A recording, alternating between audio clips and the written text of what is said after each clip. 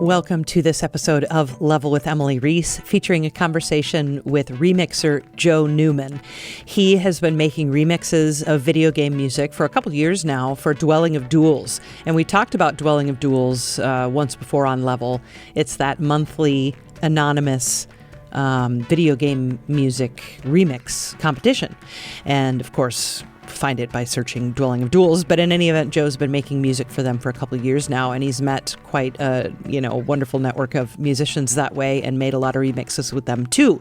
His newest album focuses on that. Some of his favorite tracks that he's done for Dwelling of Duels over the last couple of years. You can find all of it on Bandcamp. So we talk about those things, but we also talk about some of his original music, which he does write. And he, by the way, is a saxophone player. Joe plays all the saxophones. He plays keys. He sings. But he's not a musician by day. He is an attorney by day for the video game industry. So that's interesting. And I kind of wish I had talked to him more about that in particular, but we mostly talk about his music. So join us on Discord. You'll find that link down in the show notes. We can continue the conversation there.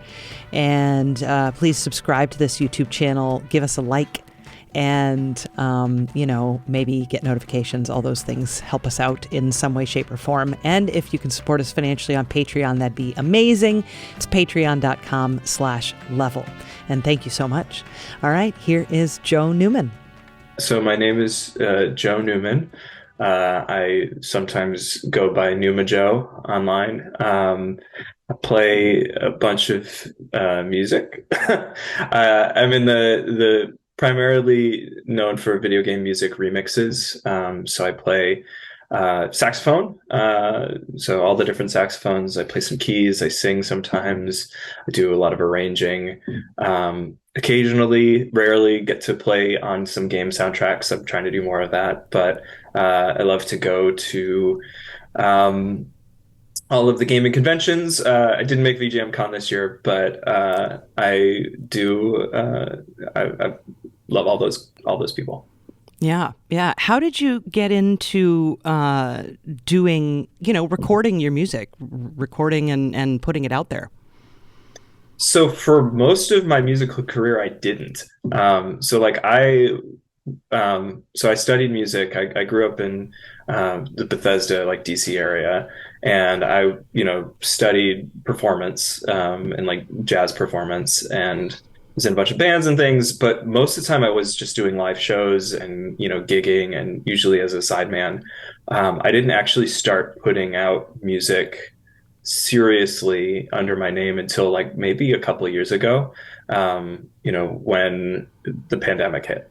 And I met this guy, Eric Beckman, who I'm sure I'm going to talk about a ton. He's the drummer in Kirby's Dream Band and just an unbelievable producer. And we met through a random Facebook post where he was just looking for someone to play tenor on his album. And I said, sure. And then we started talking and we started collaborating more. And, we've been putting out tracks almost every couple months, maybe more. It's just been really fun. Yeah. He, turned me on to a lot of the sort of producing at a distance, remote, just in your bedroom, laying down tracks and collaborating with people who are all over the place. And that just was really fun. And that kind of inspired me to do a lot more of that stuff. Now, did you know about Dwelling of Duels because of him? Or because I know that you also... Okay, so tell us about that. Yeah, so Eric, I had no idea what it was before Eric mentioned it to me. So for those who don't know, Dwelling of Duels it's an online community. It's been around for almost 20 years now.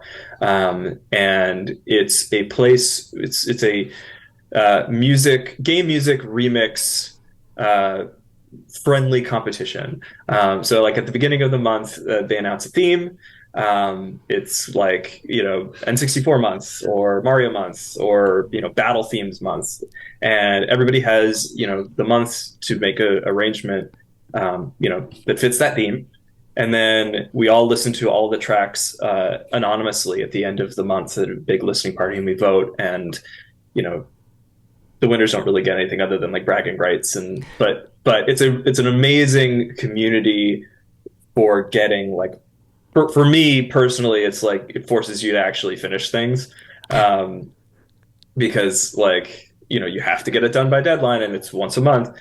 But then you also get this great feedback from the community. Everybody's encouraged to vote and give honest feedback and really constructive feedback, particularly on the production side, which is I did not have production experience other than just messing around in Logic and doing things by ear. But like actually learning how to use a compressor and EQ properly and like all of those sorts of things that, when you're at home in the pandemic, you can devote a lot of time to trying to get good at.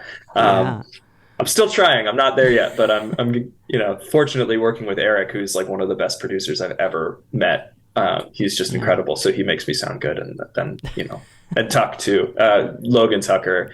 I work with a lot of really amazing producers. You had Logan on a recent show. He is also an incredibly talented producer, and I love working with him because I just, everything he produces sounds amazing.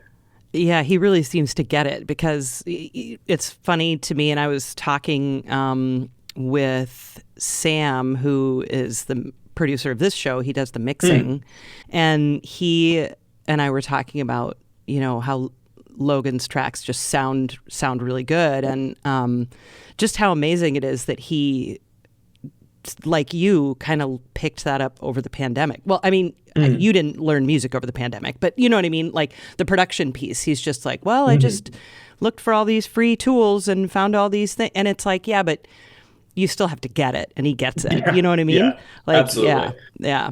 So. I've been able to produce a couple of tracks. I think one of the things that's very, learning how much more complicated it is to record acoustic instruments and mix like live drums. Like that's still the bane of my existence. I got an Iwi also around the time of the pandemic, because it was like, oh boy, okay, it's a digital instrument that I can can manipulate a little bit more easily in post. Yeah, I just got one, but I'm a Well, I got a Roland Aerophone. So, nice. So yeah. Yes, basically. But I use brass fingerings on it because I'm a trumpet player. Right. I was like, I want to be able to play trumpet without playing my trumpet, because trumpet hurts and it's hard. Yeah. It's loud and all the things. So, and saxophone is really loud too, which I don't think a lot of people realize how loud it is. But yeah, that's like, it's like the perfect thing. And plus I live in an apartment, and I'm like, you still have to learn things, right? Like, I don't know how exactly it is from saxophone to Iwi, but the brass fingerings on Iwi are still weird. I'm having to like practice my scales and stuff, which is interesting. But anyway, that's an aside. I've really enjoyed it. Yeah, I had my first kid around when I got the Iwi, so I wanted a saxophone I could practice with headphones, because like nice. it's very loud. And there's like a crazy learning curve. I mean, it's not a huge learning curve. Like you're able to do stuff, but one of the things you learn really quickly going from saxophone to Iwi is that there's some things that are really easy to do on Iwi that sound really good on Iwi that are all impossible to do on saxophone. And there are some things that are really easy to do on saxophone that are really hard to do on Iwi. Yes. And it just changes what you do and what your vocabulary is. And it's really fun, because you can do things that sound really impressive but are actually super easy. Right. Yes, I agree. No, I'm just moving my thumb. Exactly. Yeah. No, I didn't have to practice 7 years to be able to play this high on this instrument. Exactly. It just happens. Yeah. Totally. Well, I mean, in that amount of time, Joe, you've got a lot of music up online, and some of it, like you said, is covers, remixes, video game stuff. But there's a lot of original music up there too, which I thought was really fun to hear. So, I guess talk to me about the role that music plays in your life, because I know from Logan Tucker and also from some of your notes that you write in your Bandcamp albums that music is not your main gig. So talk to me about that and how you manage your like work music balance. Yeah. Well, so I'm a lawyer. is my day job, and I work in the games industry. I've worked in the games industry for most of my career. Okay. So I for a time I worked at EA in-house, and then Ubisoft, and then I was at a law firm that did work with like all of the big, like Tencent and Amazon and all those sorts of game companies, and then a bunch of indies. And so now I'm at a small firm that also specializes in the games industry. And for me, the music part has always been like a very uh, active thing that I do that somehow always seems to bleed into what I do. Um, like when I was in law school, there was a judge. He was the chief judge of the federal circuit. So I was in DC, and long story short is he had his own band of lawyers and needed a saxophone player. It was like Nice. like oldies, Rolling Stones, Beatles, Okay. Yeah. covers. And so I got, you know, sucked into his band and we toured. And like, because he Really? was, yeah, and he was a judge, so he would get asked to play these conferences all over the country, and he was like, "Yeah, I'll speak at your Oh, conference on the condition that I get to bring my band and prise the entertainment." Um, amazing. and we played the House of Blues in San Diego. Like these were some of the most surreal experiences of my entire life, playing for a crowds of like drunk IP lawyers. Yeah. Um, there was one where, no joke, Mark Rivera joined us on stage randomly, and I didn't know who it was. And we played Hotel California together in harmony, and then they were like, "Do you know who Mark? Dude, that was Mark Rivera. That's Billy Joel's saxophonist." And I'm like, "Oh wow, uh, okay, cool. I'm Yeah. glad that I didn't mess up." you know. But it was, it's just absolutely bizarre how, there's so many lawyers who are musicians, and you Yeah. just Mm-hmm. and of course he hired me as I was clerking for him, and so that was like launched my legal career, at least for a bit. Um, Mm-hmm. so it's just very weird. Music has always been a thing that has bled into every aspect of my life. It's just been really um, fun. And, Yeah. I studied music. I grew up, playing, in the high school sort of competitive music scene. So like Mm-hmm. that's hard to shake. That Yeah. going not whiplash, but also not whiplash, kind of like the high school jazz, all state, competition is pretty fierce. Yeah. Um, Yep. so, once you're in that world, you never fully leave it. Yeah. Yeah. Uh, so when you were in college, did you play? You Yeah, did. Okay. I was a double major in music and English.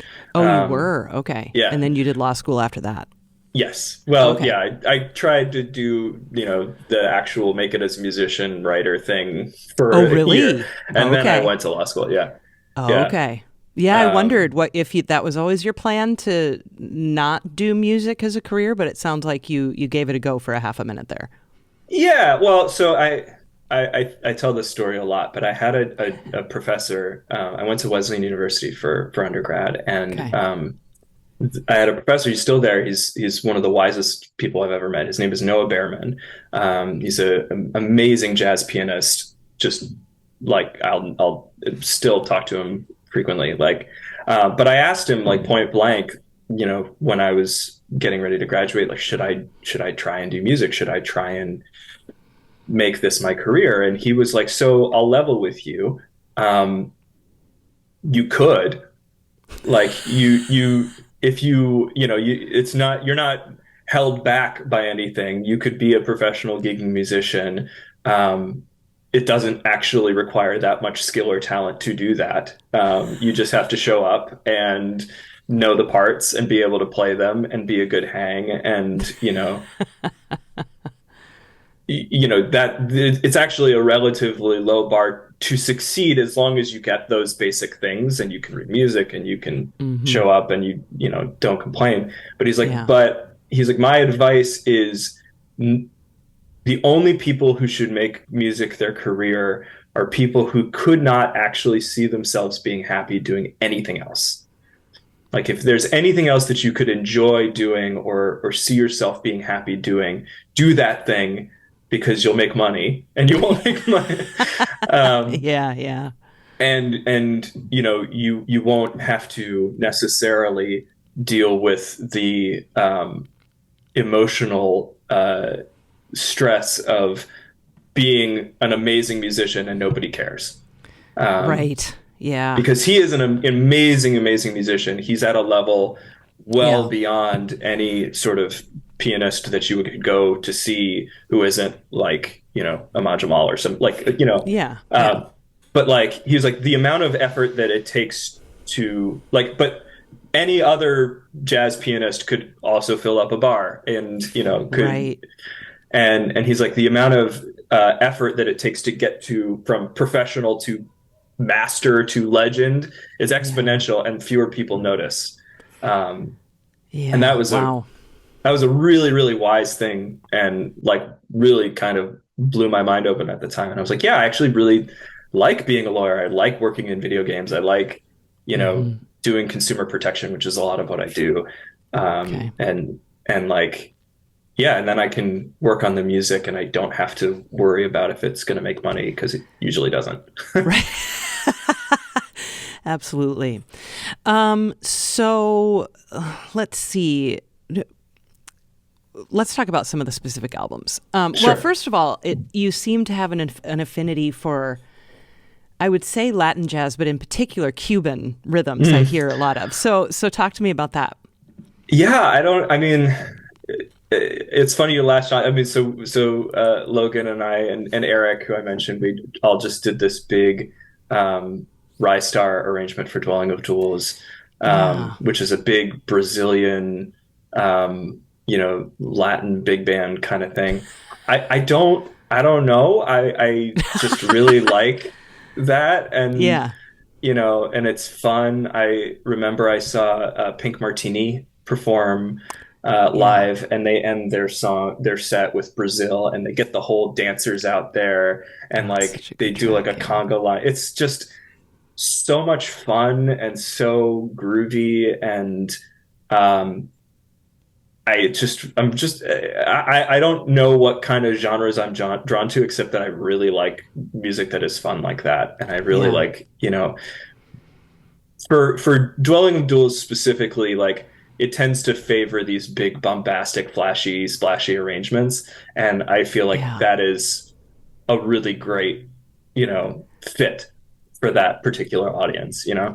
Oh yeah. And that's one thing I notice in a lot of, well, music from that era, game music from that era, is the energy and the kind of balls to the wall like aspect of a lot of that, especially Yeah. like Sonic, for instance, is a Hmm. great example. And your Escape from Salsa City is fantastic. Thank you. I really loved that. So talk to me about that track. So it's funny. You may be able to tell, since I'm sure you can tell, that the production is really bad. Like the arrangement was really fun, but this was like from my messing around in Logic, not knowing what I was doing era.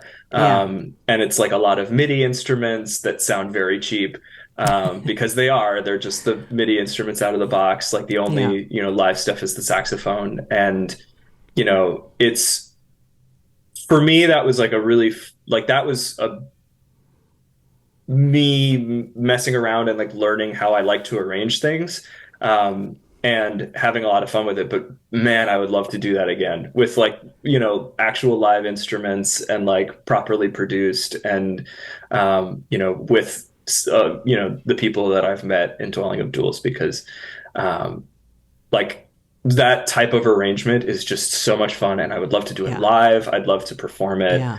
Yeah. Um, you know, I come from, I did a lot of musical theater.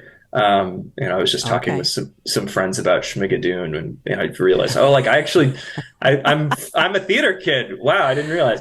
Um, but like no better place for big, showy, splashy, showstopper numbers than like the world of musical theater, right? Right. Um, Yes. Yes. uh, and so, I think that influences a lot of my arranging strategy. Okay, yeah.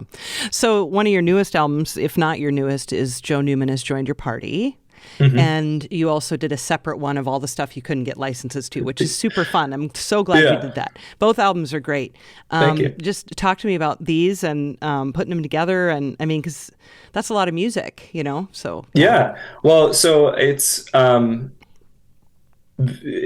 basic, with the exception of, I think, one track, everything on that album started life as a Dwelling of Duels track. Oh, cool. Okay. Yeah. So I had been doing Dwelling of Duels for like a little over 2 years, I think, maybe. Yeah, 2.5 years. And you do the songs, they do well or they don't do well, but you get your favorites. And I worked with all these collaborators, and they don't have a life outside of DoD, and we give them away all for free. And as a lawyer who works in intellectual property, like, it's very important to me that it's not a for-profit enterprise, because it's otherwise it would probably be illegal. And so I was like, well, everybody who does Dwelling of Duels, they do it for the fun of it, for the joy of making the music, for working with other people. Nobody's in it to make money, but I was like, well, yeah, but I have this, experience as a lawyer. I know how to get stuff licensed. Maybe I can try and, if not go legit, because I knew there were 2 tracks I couldn't license, but like, I'd like to be able to give some money back to both my collaborators, but also the original composers, because, like, they make this amazing music. And, so I was just like, and also to give the music a slightly larger audience than it would in, Dwelling of Duels is a very small community. Yeah. And also it was an excuse to go back and fix all the things that we couldn't fix before deadline. Yeah. So that was one of the running jokes, is it's like deadline day, you have to, to submit what you got. And then it's like, okay, we'll fix it for the album. Yeah. So that was the motivation behind it. I'm really glad that it, happened. It didn't make it didn't make any money. But I think we made $20. We broke even. Nice. But we got a lot of the tunes out there. I was really thrilled that the album was nominated for the Game Music Remix Awards, and then a bunch of the individual tracks got nominated too. It was super validating, and really, I'm most of all those tracks are collaborations. Like, none of them are just me. They're all me working with my friends and collaborators and Dwelling of Duels. A lot of them aren't even my arrangements. They're just tunes that I played on, felt that I had enough of an impact on that I could put my name on top of. And I really just, everybody who plays on that album, like, it's very much supposed to be like a party, and all the collaborators and everybody gets to, shine in it. Yeah, I mean, the energy and the vibe is so great. Like, you hit play and you're like, yeah, let's just like go to the beach or something. I just want to be like hanging out and having fun. It's like, it's good fun. And it sounds like everyone is just having a blast, which is hard to capture, Yeah, when we're all stuck inside in the pandemic too. Yeah, exactly. Yeah, I think it's true. And yeah, it was a ton of fun to make, and it is, still a ton of fun. I think I really enjoyed listening to it. And it's not the only kind of music I make, but boy, is it fun to make. And it's, and when it is done, it's just really, I enjoy the listening party reactions, and, when people hear it and they're like, oh, wow. Yeah. So talk to me then about your style. What kinds of jazz influenced you when you were learning about it? And I have my own theories listening to the Wonder Weeks, but I'd love to just know. I'd just love to hear you talk about that. Yeah. I will confess, this is the question that kept me up at night for like the whole week before the interview. Really? I don't know how to answer it. I've never known how to answer it. That's a legit answer. Yeah, that's it's legit. Because it's like my answer is who's asking, right? Because like if you were to ask me what I was listening to when I was in like middle school and high school, I probably would have said like Weird Al. Like I would have Right. said, Yeah. like I had REM. yeah, or like Could I be. had oh yeah, is that your Yeah. yeah. Well, one of them. That's great. Yeah. But yeah, Yeah, not jazz. Yeah. yeah, I had both. I had all of the albums that were Everclear.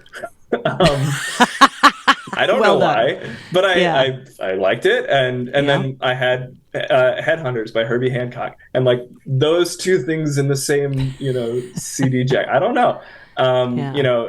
I if a jazz person asked me who my influences were, I would have my safe answers. I would say like Charlie Parker, Cannonball, Yeah. Stan Getz, Paul Desmond, Jerry Okay. Mulligan. Like I Hmm. would give those answers, and that would not be wrong. I love them. Right. Yeah. Um, but like musical theater Yeah. or hip hop or Arturo Sandoval. Hmm. So one of the it gives me great anxiety to talk about what my influences are because they change daily. Yeah. Um, but it is one of the nice things about Dueling of Duels is that everybody has different stuff and they're all super Hmm. open-minded and Hmm. I didn't think I was super into like 80s synth, but then like working with Logan, it's like, oh my God, this is so fun. Yeah. I love it. And I love doing, the super corny 80s, Yep. porn horn, we call it. Yeah. But it's like it's fun, you slap the reverb on it and it's really entertaining to do that genre of music and Hmm. and there's a lot of really valid musical expression in every genre. Right. That's Right. Maybe maybe a better way for me to ask that question, because that does kind of put the guest in a corner a little bit. But I just when I did the morning show on a jazz station for like 4 or 5 years. mhm. And when I took it over from the man who had done it for like 7,000 years before me, it was very clear with how the music programming software that like helps to lay out the radio schedule for the day. You always have to tinker, but it's like, here's an idea for a playlist. And you're like, okay, I'm going to Mm. fix all these things to the way I want to craft this sound. And it was very clear that what he liked to listen to in jazz was very different than what I liked to listen to in jazz. Mm. And so he, whatever he did is what he did. But I was really into like, or I am really into like the 50s. I love the Mm. 50s. Mm. I just love Ben Webster and Coleman Hawkins, and I love Paul Got it. Desmond, and I love that, Yes. and early 60s. And I also love the late 60s and the 70s and the 80s as well. But for the morning, I wanted the 50s. So that's, I guess, kind Mhm. of what, Got it. yeah. That's a question I could definitely answer. Yeah, because I Yeah. feel very strongly about that. And yes, despite being a jazz musician, I do have strong feelings about the type of jazz that I like and don't like. And Yes. um, Tell me about that. yeah, well, because I the easiest way to explain it is to get personal and to come back to the fact that I grew up in, Bethesda, Maryland, in the competitive music jazz circuit. Sure. And when you are a high school student in a jazz band that is playing competitively, their good jazz is who can play giant steps the fastest, Right. right? Like, Yeah. and who can put in the most notes, who can add the most Hmm. substitutions. Yeah. Some people talk about it being East Coast jazz versus West Coast jazz, but when I moved to California, I actually really did feel that. I felt like there was an emphasis. I got away from adding lots of notes and lots of chaos to Yeah. just really focusing on lyricism and right now like so like one of my favorite saxophonists, unsurprising, he's incredible, but Patrick Bartley Jr. So like Oh, so good. he's so good, and one of the reasons that he's so good is yes, he can shred, and yes, he can play a bazillion notes, and yes, he has all that sophisticated jazz Mm-hmm. vocabulary, but he's got such a rhythmic sense, and he's got such a Yeah. ability to recontextualize and reuse phrases that I think in a lesser saxophonist hands might be corny, but like these blues lines that are just so expressive and Mm-hmm. soulful, Yeah. and it's so inspiring to me to hear that because I when you're in, when you're taking lessons as a high school student, you learn the blues scale, but everybody plays the blues scale, and so it becomes corny to use the blues scale, so you don't use the blues scale anymore, and then you just do all this chromatic stuff. And it's like, no, the blues scale is great. Yeah. Like, Yeah. you can do, all this amazing stuff with just, within the major scale, finding interesting lines, finding different shapes, finding, Mm-hmm. you know, kind of beauty in a line that you can actually sing. Yeah. Um, Yeah. so that is something that absolutely informs everything I write and my compositions, my arrangements. Like I want it that hummable quality to it, that Yeah. ability, you know, Patrick Bartley says this a lot. It's the saxophone is a vocal instrument. Mm-hmm. It's the most like singing, and to get that same sort of approach to phrasing and to vocabulary, to me that's something that I am very conscious in trying to pursue. Yeah. Yeah. And that brings in the musical theater aspect of it too, doesn't it? Like, Totally. because again, that's the whole point is to get your message across with Yeah. song. Yeah. Yeah, I think Yeah. that's right. And, I think in the Wonder Weeks, like there's definitely a goal of like these aren't necessarily the flashiest, most like modern jazz. Like it's a little bit more throwback, but it's more about getting an emotion across and getting a particular vibe across. Mm-hmm. Um, which I think, that's what makes the music stick in my head, which is why I hold Yeah.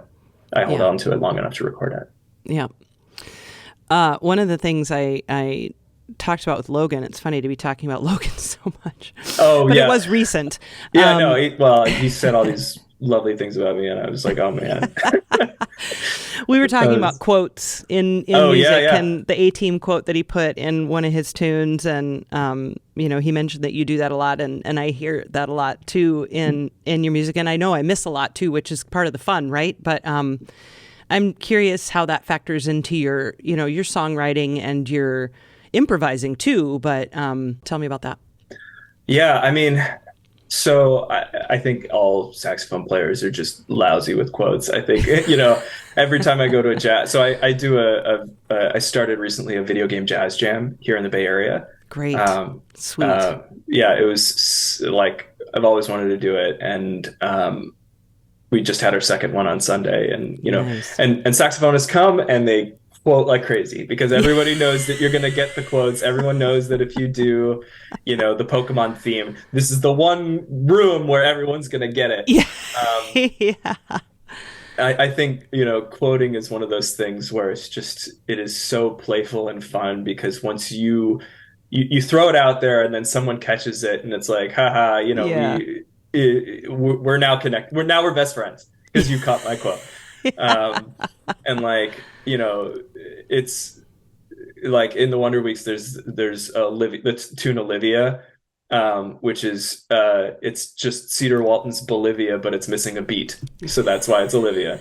And so like for me that's just fun. I get such a joy out of it, and I going back to my undergrad, like so I actually did my senior thesis specifically on the topic of musical borrowing and plagiarism.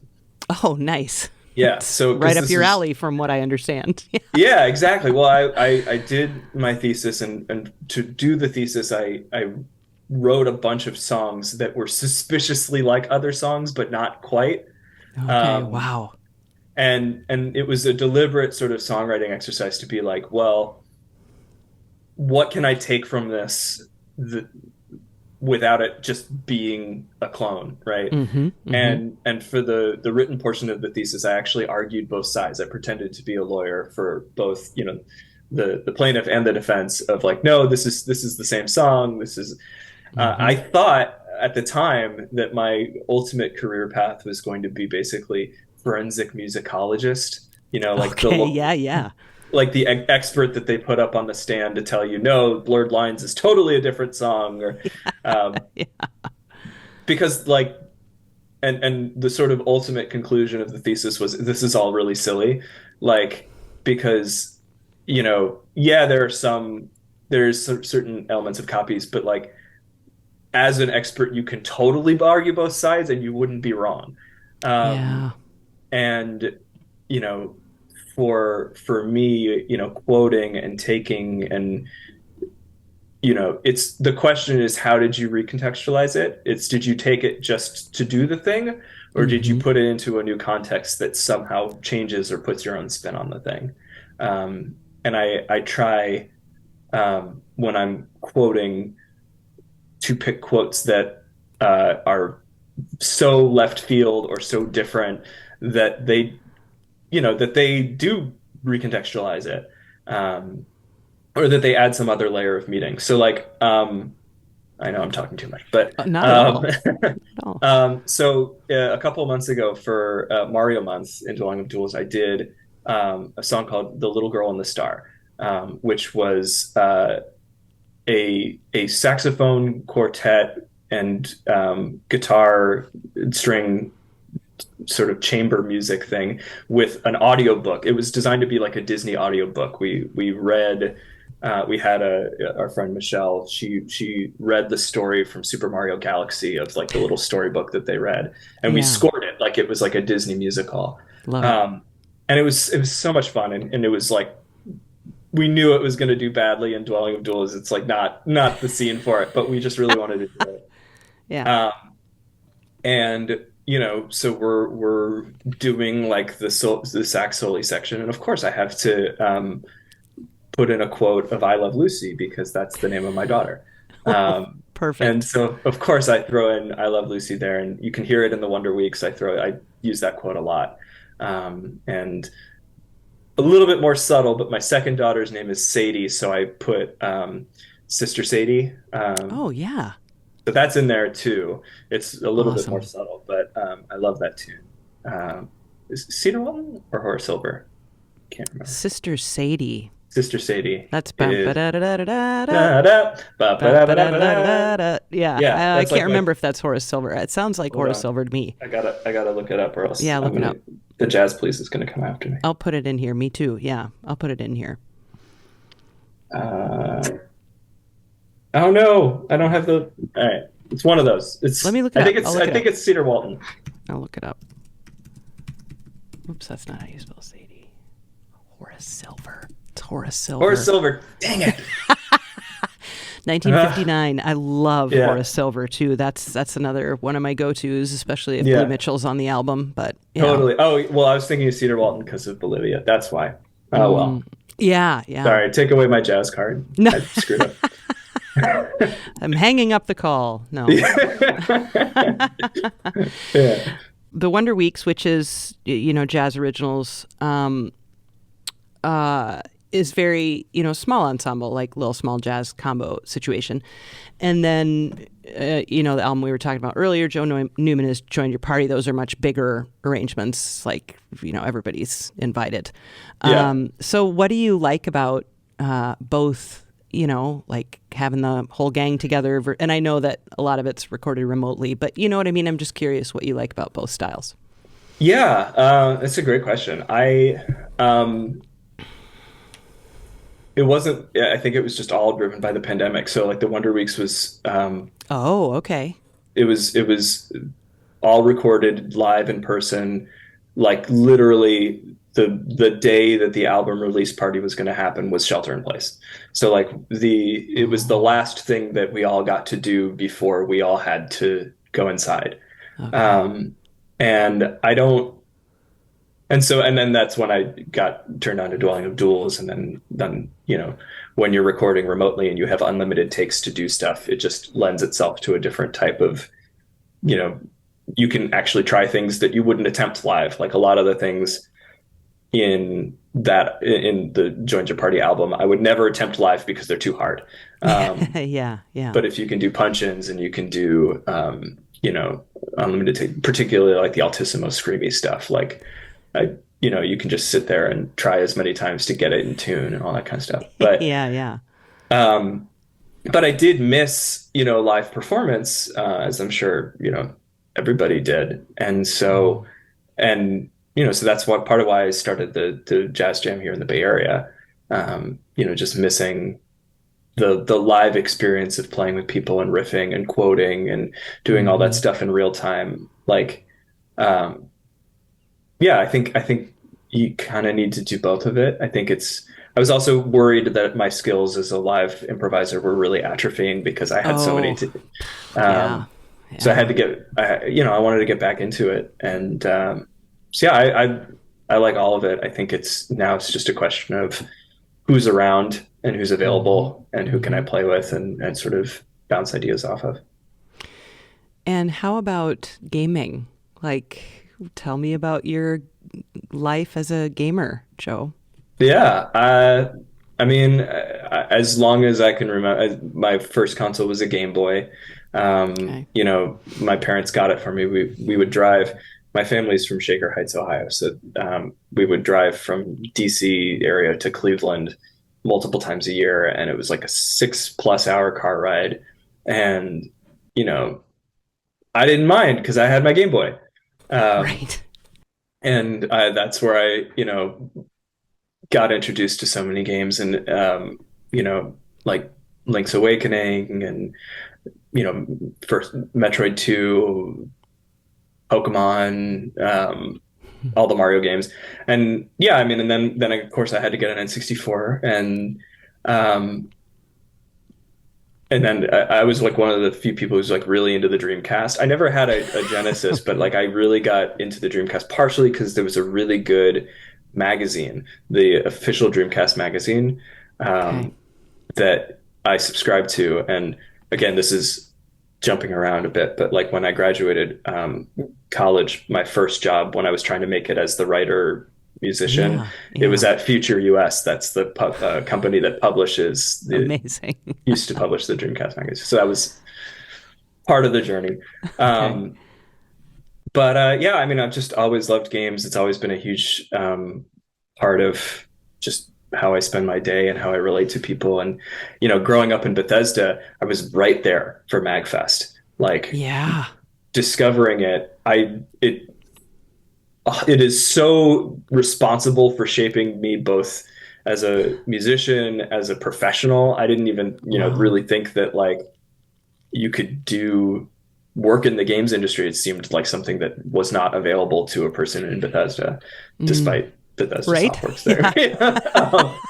But like, it just to see that community and to go to my first, video game jazz jam in like Mm. 2008 or something, and Wow. like, and people would call Song of Storms, and I knew it, and I didn't need the sheet music because I just, was Yeah. that kid who was just quoting Song of Storms in my high school. Oh yeah, my high school competitive jazz ensemble did not like all of my video game quoting. It was a point of contention. Um, Really? yeah, yeah. Well, I should say so. Again, I went to an incredibly competitive high school. There's actually a book written about my class year Oh, by wow. Alexander Robbins called "The Overachievers," about Mm. just how ridiculously toxic and over the top the achievement oriented Wow. like public schools, because everybody was like a politician or like it was a very affluent high class public Hmm. school. And so yeah, being in the jazz ensemble for there and like competing, like the two I shared, I was in a saxophone section with two identical twin brothers who were the sons of a Georgetown music professor, who were both saxophone players. They played better in high school than I have ever played in my life. They were Wow. unbelievable prodigies. Yeah. Um, they were identical twins too, so it was like they would Jeez. trade fours and they would finish each other's musical sentences. It was a huge thing. Wow. They got the two slots for saxophone and Juilliard. They played, like they went on. They're now part of the Nighthawks, the Vince Okay. Giordano's group. So like Yeah. they Yeah. absolutely, incredible, stellar Wow. jazz musicians. And so I was like, oh, I get to be with you. Yeah. And my band director was like, you're not gonna play alto or tenor. We're gonna put you on Barry. You're gonna be and I was like carrying around a Barry saxophone that was as big as I was as a Yeah. high schooler. And I'll tell you, I I was a little salty at the time, but like I love the Barry saxophone. It's And so great. what an amazing instrument to learn how to be interesting without playing a lot of notes, right? Yes. Yeah. Because Because you otherwise can't, it's just too muddy and it's hard. right? So playing Barry actually ultimately ended up really shaping my approach to like playing simpler rhythmic stuff and more interesting melodic phrases and using all of the sort of rhythmic tools and getting away from 16th notes. Um, so that blessing and a curse, I guess. I don't know. Yeah. Yeah. Amazing. So, you've got a career and a family. How much gaming happens these days? Uh, More than you might think, but not like, I mean, because when I have small kids Mm-hmm. and, you can't go out that often, True. Yeah. Yeah. and so, you're home inside and the Switch is right there, or, I got a Steam Deck. Nice.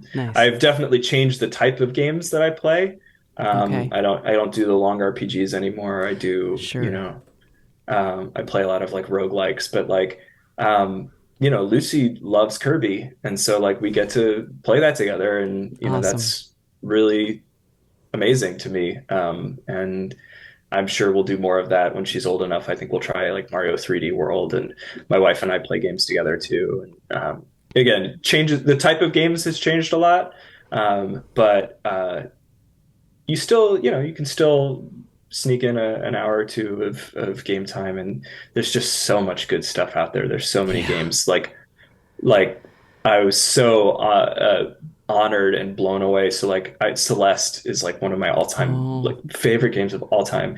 And then um, when I did, you mentioned Escape from Salsa City, which was yeah. up for a Game Music Remix Award, and Lena Raine was the judge. Um, Okay. I was devastated this year. Like, I was so embarrassed. It's like, oh my God, you heard my terrible MIDI thing. Oh no. Um, but she was so nice, and she signed my Switch, and Awesome. it was just a really, really lovely and inspiring because the people making music today are just so talented and so interesting, and there's Yep. so many opportunities. Mm-hmm. Mm-hmm. The music in games is so much more interesting. Well, it can't there are some really good game composers out there today. Yes, I agree. I agree. Well, what more do you want to say, Joe, about, just you and your music? What are you working on now? I mean, I know as far as Dwelling of Duels, you really can't say much, but what do you got up your sleeve musically? That's a good question. I don't know. I don't know.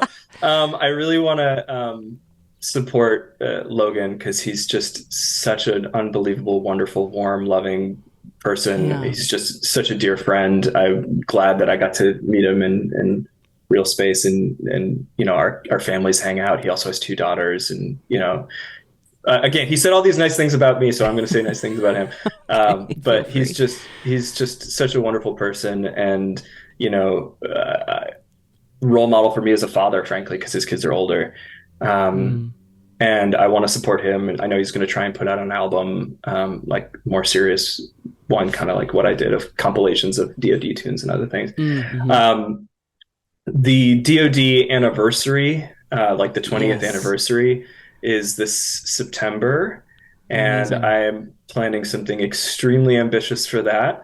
Okay. Um, that is going to be a lot of fun. I'm hoping it's dependent on who I can get involved in it, but that is on the horizon, and I'm been humming that tune to myself most days because I'm very excited about it. But then beyond that, I don't know. I'm doing this VGM Jazz Jam. I'm really, thrilled that we have people coming to it. We're going to be playing at MagWest and running a jam at MagWest. Oh, cool. Okay. Yeah, and hopefully we can continue to bring it to other, conventions. And for me, I know I'm never going to be the best saxophone player or best musician in the room. That's for the Juilliard twins. But like, for me, I really like as I get older, I really want to do more of like educational, like running jams, bringing up the next generation of musicians and sort of giving them what I didn't necessarily have, which was like a space to do all your silly video game quotes and we'll love it, and like and really helping to legitimize is a very loaded word, so I'm not going to use it, but like to bring this music to the broader community of both younger jazz musicians and older jazz musicians. Like, what's the most incredible thing for me is that for both of these jazz jams that I ran, we had people sit in with us who had never played a video game. Like they just cool. And like incredible jazz musicians who just heard that there was a really good jazz jam with this new different real book that they had never heard. Wow. And that has been like like you can have a debate about whether or not we need to make this music accessible to non-video game people, but for me it's so cool when someone who has never heard of Kirby comes and jams on Green Greens and just brings the house down, and he's like, I gotta listen to this stuff. I gotta learn this music. It's so cool. I love that. So if I long term, I'll probably do Dwelling of Duels until I can't anymore. But I really got excited about being this ambassador type, role for the next generation, because it didn't exist when I was, learning this music. Yeah. And so, what a cool, way to have an impact on the community, creating a scene, and something that someone else can run someday when I'm too old. For folks who are live out there, how do they find out more information about that? Yeah, great. Thank you for asking. So we've got we're working on a better name, but right now it's the Bay Area VGM Jazz Jam.